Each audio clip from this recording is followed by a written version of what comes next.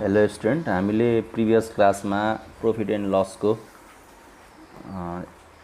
दुईटा ती question solve गरेको हेरेको थियौँ। आज हामी नेक्स्ट क्वेसनदेखि कन्टिन्यू गरौँ। A watch is sold for ₹400 at a loss.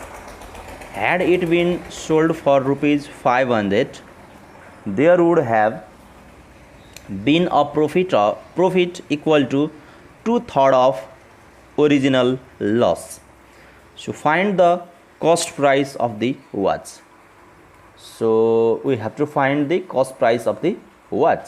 सबैभन्दा पहिलो काम के गरौँ त क्वेसनले भने अनुसार चाहिँ यदि एउटा वाचलाई चाहिँ हामीले इनिशियली 400 मा चाहिँ सोल्ड गर्दाखेरि हामीलाई यहाँबाट के भएको छ, लस भएको छ भन्दैछ।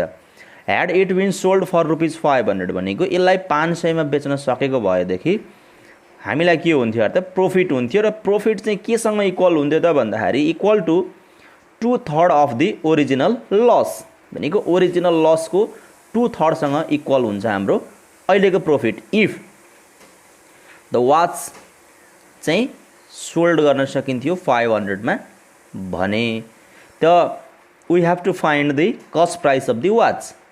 त यहाँ दुईटा केस भयो। फर्स्ट केसमा के बुझौँ भन्दाखेरि सेलिङ प्राइस 400 राखेको छ हैन त, सेलिङ प्राइस 400 राखेको छ। अब हामीलाई कस्ट प्राइस थाहा छैन भने सबैभन्दा पहिलो काम हामी के गर्नुपर्छ, कस्ट प्राइस त फाइन्ड पनि गर्नुपर्ने छ। अर्थात् हामीलाई कस्ट प्राइस त यहाँ सिम्प्लिफिकेसन गर्न चाहिन्छ। सो कस्ट प्राइसलाई मैले के लेट गरेँ त एक्स भनेर अननोन क्वान्टिटीलाई लेट गरेँ। अब यो दुईटाको हेल्पले फर्स्ट केसमा त के भनेको छ, कस्ट प्राइस आयो, सेलिङ प्राइस आयो, हामीलाई लस हुन्छ भनेको छ। त्यसैले मैले लस क्याल्कुलेसन गरेँ। लस भनेको सीपी माइनस एसपी। अब फेरि सेकेन्ड केसमा आएर हेर्ने हो भने क्वेसनले भन्दैछ यदि हामीले सेम वाचलाई 500 मा सेल गर्ने हो भनेदेखि हामीलाई के हुन्छ भनेको छ, प्रॉफिट हुन्छ भनेको छ। त कस्ट प्राइस त फेरि हाम्रो एक्स नै भयो हैन, कुनै पनि सामानको कस्ट प्राइस त फिक्स्ड हुन्छ। अब के भयो त भन्दाखेरि यसको सेलिङ प्राइस चाहिँ 500 गर्न सकेको भएदेखि हामीलाई प्रॉफिट हुन्छ भन्दैछ। सो मैले प्रॉफिट क्याल्कुलेसन गरेँ। प्रॉफिट चाहिँ कति हुन्छ भनेको छ 2/3 अफ द ओरिजिनल लस। त्यसैले 2/3 इन्टु लस अमाउन्ट गरेको छु। सो अब प्रॉफिटको फर्मुला हामीले यो दुईटा सीपी र एसपी को हेल्पले हामीले के निकाल्न सकिन्छ, प्रॉफिट फाइन्ड गर्न सकिन्छ।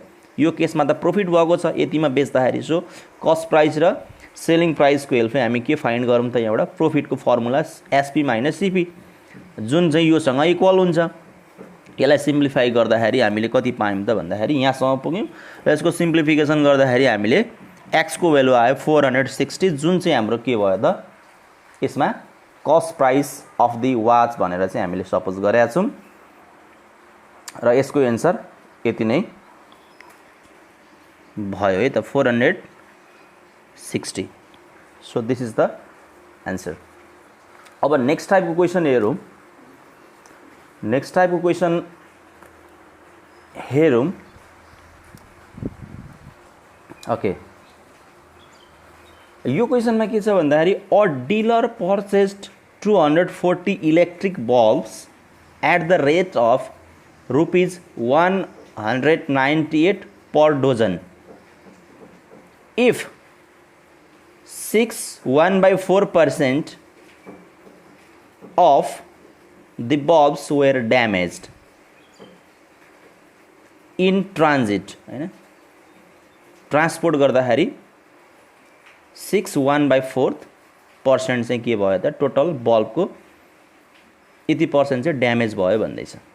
At what rate should he sell the remaining bulbs so that he may earn 12.5% profit on the whole outlay.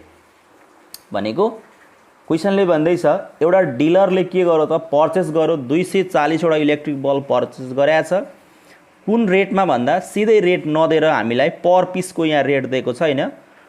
पर डजनको चाहिँ यति हुन्छ भने हामीले यहाँबाट एक दर्जन भनेको 1 डजनमा हामीलाई 12 पिस हुन्छ। 12 पिसको यति पर्छ भने 198 पर्छ भने हामीले 1 पिसको पक्कै पनि निकाल्न सक्छौँ। जब 1 पिसको कस्ट प्राइस निकाल्न सक्छौँ भने जम्मा त 240 वटा बल्ब किनेर ल्याएको छ भने जम्मा कस्ट प्राइस उसलाई कति पर्यो त्यो क्याल्कुलेसन गर्न सकिन्छ। अनि एउटा बल्बको कस्ट प्राइस थाहा भइसकेपछि हामीले टोटल 240 वटा बल्ब्सको पनि कस्ट प्राइस निकाल्न सकिन्छ। अनि यति % चाहिँ के भएको छ भने छ त ड्यामेज भयो अरे, ल्याउँदाखेरि बाटोमा बिग्रियो, त्यो त काम लागेन, त्यो त बेच्न मिलेन। अब भने टोटल 240 को यति % निकाल्न सकिन्छ। त्यो गर्यो भने कतिवटा बल्ब ड्यामेज भएको थियो भनेर हामीलाई थाहा हुन्छ। नम्बर अफ बल्ब ड्यामेज थाहा भयो भनेदेखि हामीले कतिवटा रिमेनिङ बल्ब चाहिँ छन् जुन बल्ब चाहिँ हामीलाई बेच्न सेल गर्न चाहिँ योग्य छ, त्यो कुरा पनि हामी निकाल्छौँ र त्यसको हामी सेलिङ प्राइस फाइन्ड गरेर अन्तिममा के गर्छौँ त टोटल कस्ट प्राइस र टोटल सेलिङ प्राइसको हेल्पले हामीलाई टोटल आउटलेमा यति % 12.5% चाहिँ प्रॉफिट हुन्छ भनेको छ। यसको हेल्पले हामी के गर्छौँ त कि बाँकी बल्ब चाहिँ उसले रिमेनिङ बल्ब चाहिँ उसले कति रेटमा सेलिङ प्राइसमा चाहिँ बेच्नुपर्छ ताकि टोटल आउटलेमा उसलाई के होस् त 12.5% चाहिँ प्रॉफिट नै होस्। ठीक छ। अब 12 पिसको 198 पर्छ भनेको छ, किनभने 1 डजन भनेको छ। 1 डजन भनेको 12 पिस हुन्छ एक दर्जनमा र 1 पिसको निकाल्दा हामी के गर्छौँ 198/12 गऱ्यौँ भनेको एक पिसको कस्ट प्राइस 16.5 पर्छ भने यतिमा लेखाएको छु। त्यसो भए टोटल कस्ट प्राइस चाहिँ कति आउँछ त, जम्मा कतिमा किनेर ल्यायो त इलेक्ट्रिक बल्ब भन्दा 16.5 × 240 वटा बल्ब ल्याएको छ। सो जम्मा आयो हाम्रो कस्ट प्राइस यति। अब त्यसपछि जाउँ फेरि अनि नम्बर अफ बल्ब्स ड्यामेज निकाल्नु। फेरि नम्बर अफ बल्ब ड्यामेज भनेको चाहिँ 25 यहाँहरु यहाँनिर 6/1/4 भनेको चाहिँ यो हामीले सल्भ गर्दा 6 4 जा 24 प्लस हुन्छ यो 1 लाई प्लस गर्ने बाइ 4। यसलाई हामीले सल्भ गर्ने तरिका जानेको पनि छौं होला। 6 4 जा 24 प्लस 1/4 गरेर लेखिन्छ, अर्थात 25/4% अफ 240 जम्मा 240 वटा किनेर ल्याएको थियो। 240 वटा मध्ये यसको यति % भनेको कति निकाल्न सकिने रहेछ त 15 वटा बल्ब चाहिँ हाम्रो ड्यामेज भएछ भने अब हामीलाई यो ड्यामेज भएको बल्ब चाहिँ बेच्न मिल्दैन भने उसले बेच्ने भनेको त बाँकी बल्ब हो जुन ठीक छ। 240 बाट 15 घटायो भने कति आउँछ त 225 वटा बल्ब चाहिँ ठीक रहेछ। यो चाहिँ बल्बहरु गुड छन्, ठीक छन् हैन। भनेको यो बल्ब चाहिँ अब बेच्न योग्य छ भने हामीले के गर्न सकिन्छ त selling price of each remaining bulbs be ₹x let गरे भनेको हामीलाई यही निकाल्नु पर्ने छ कि रेट फाइन्ड गर्नुस् कि कुन रेटमा हामीले रिमेनिङ बल्बहरु चाहिँ बेच्नु पर्छ ताकि हामीलाई टोटल आउटलेमा चाहिँ 12.5% प्रॉफिट नै होस् भन्ने क्वेशन सोध्दै छ। त्यसैले अब हामी के गर्छौं भन्दाखेरि त्यसो भए एउटा बल्बलाई x रुपैयाँमा सेल गर्छ, यो सेलिङ प्राइसमा यो रेटमा सेल गर्छ भने हामीसँग त 225 वटा बल्ब मात्रै बेच्न योग्य छन्। त 225 × x गर्यो भने यसको के आउँछ सेलिङ प्राइस आउँछ।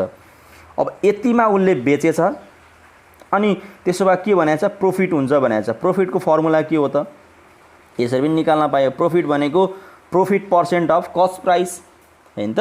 कस्ट प्राइसको मै जहिले पनि हामीले प्रॉफिट भयो कि लस भयो भन्ने कुरा हेर्छौं। त्यसैले कस्ट प्राइसको 12.5% चाहिँ के भएको छ त यसलाई प्रॉफिट भएको छ।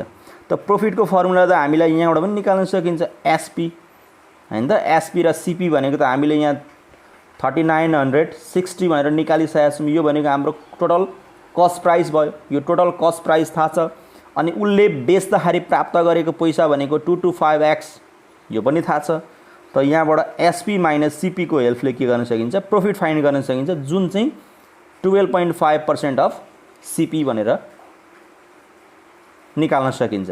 यसलाई सिम्प्लिफाई गर्दाखेरि यसलाई सिम्प्लिफिकेसन गर्दाखेरि हामीले कति लेख्न सकिन्छ त भन्दा यतापटि 225x इज इक्वल्स टु यसलाई सिम्प्लिफाई गरिम भनेदेखि यसको भ्यालु आउँछ 495 प्लस यो माइनसमा छ यतापटि जाँदा प्लस भयो। यसलाई सल्भ गरिम भने x को भ्यालु आयो 19.8। यो भनेको चाहिँ रुपीजमा लेख्ने, अर्थात जति हामीसँग 225 वटा बल्ब बचेको थियो त्यो 225 वटा बल्बलाई चाहिँ हामीले 19.8 रुपीजमा बेच्न सक्यौं भनेदेखि 15 वटा बल्ब ड्यामेज भए पनि बेच्ने व्यापारीलाई के हुन्छ त 12.5% चाहिँ प्रॉफिट नै हुन्छ भनेर क्वेशनको माग थियो कि कतिमा बेच्नु पर्छ 225 वटा बल्बहरुलाई ताकि हाम्रो होल आउटलेमा चाहिँ हामीलाई 12.5% प्रॉफिट नै होस् भन्ने क्वेशन थियो। सो हामीले रिमेनिङ बल्ब अर्थात् 225 बल्ब चाहिँ 19.8 मा बेच्नै पर्छ। ओके, यो क्वेसनको यति नै भयो। अब एउटा हामीले यो प्रॉफिट एन्ड लसमा चाहिँ हामीलाई भ्याटबाट पनि क्वेसन सोधिरहेको हुन्छ। सो मैले यो कन्सेप्ट को लागि एउटा क्वेसन लिएको छु भ्याटबाट पनि। भ्याटमा थोरै कन्सेप्ट बुझियो भने यो गाह्रो छैन।